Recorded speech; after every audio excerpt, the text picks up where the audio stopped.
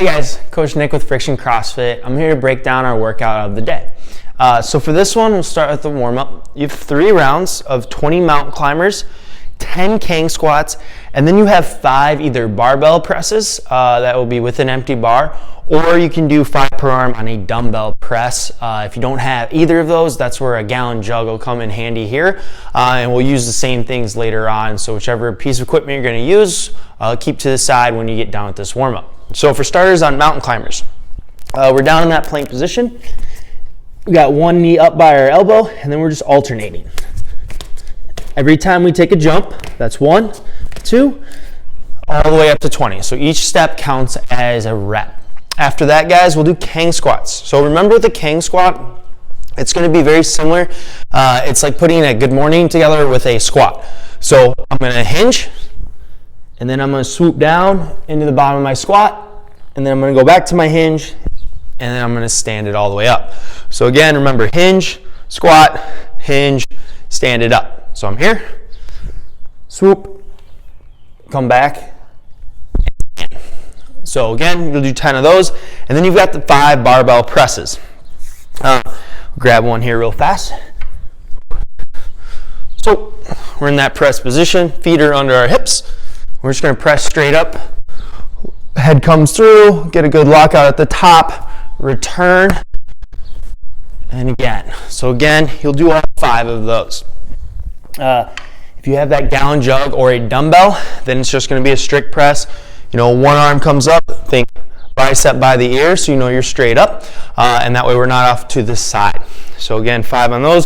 Go through that round 3 times. When you get done, we'll do a minute per side in dorsiflexion, and then a minute per side in overhead stretch. For that dorsiflexion, whatever weight you have, whether that be a barbell, a dumbbell, or that gallon jug, we're just gonna slouch down in, or sink on down into a lunge, very close with the foot and knee, and then I'm gonna put that weight on the edge of my knee, and I'm gonna have that press forward, just working on that dorsiflexion, which is your toe coming to your shin.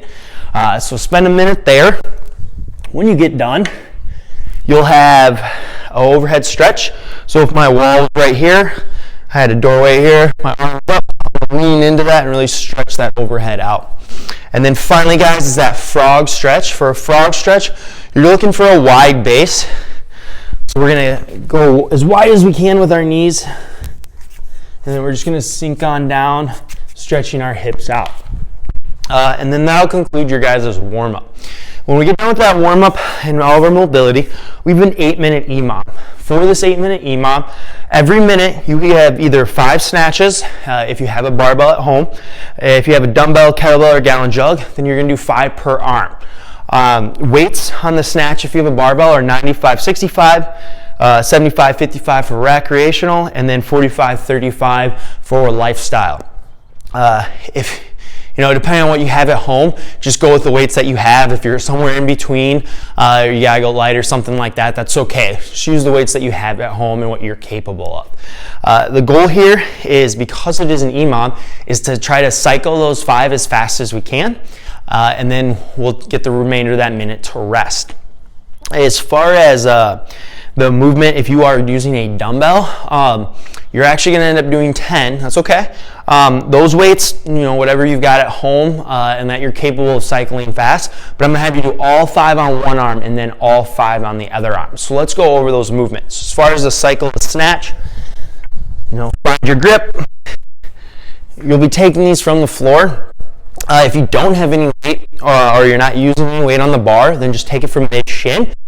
Start down, keep that chest up, cycle through that overhead, and then go right into that next one, and cycle through those.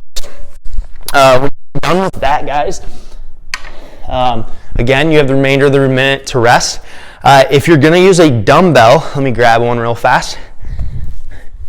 Again, we're going to cycle these as best we can, but you're going to do all 5 on one side. So you're going to tap the ground, extend those hips, press overhead, tap the ground again, right into that next one.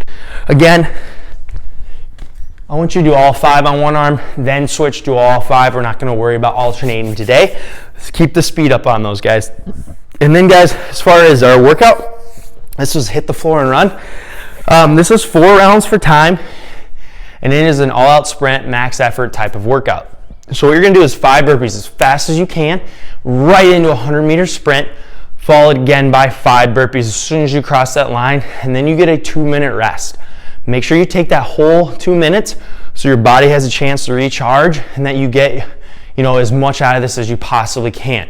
We want to keep our output high and our strength levels up, so we need to do these faster paced workouts where we're using max effort. So as far as that burpee, normal standards there, chest, thighs touch the ground, hands down, jump the feet back, down on the ground, hop our feet up, and then jump, clap at the top. Cycle through all those really fast, and then you've got your 100-meter sprint. As far as options, if you don't have, if you're living in the city, you don't have like the area for a 100-meter sprint, you can always, use what you have. If you have like 25 meters or 50 meters, you're doing more of a shuttle run, that's okay as well. Just keep that intensity up. Another great option is going to be step-ups for 15 seconds. Or you can do alternating toe touches with a box for 15 seconds. The way that one looks, that's a good one. Just gets our feet moving a little bit more, and it simulates that run. So you have one foot up on the box or chair, whatever you've got, and we're back and forth, going as fast as we can for 15 seconds. And then once we're done with all that, you will again finish off with another 5 burpees as fast as you can, and then take that full 2-minute rest. Again, that is 4 rounds, and you're looking to stay as fast as you can throughout all 4 rounds. Keep track of your times if you can, see what each round does, and try to stay consistent as far as that max output on all those rounds.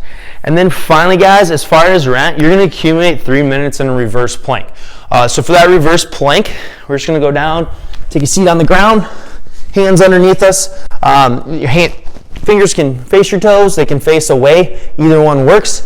But we're just gonna press up, squeeze your glutes, have a nice flat body, from toes to shoulder, and we're gonna hang out there for a good 3 minutes. If you need a rest, that's okay. Just accumulate that 3 minutes, that is the goal there. And yeah, that's all I've got for you guys today. Go get after this one. Remember to log your scores, and I'll see you guys all tomorrow. Thanks, bye.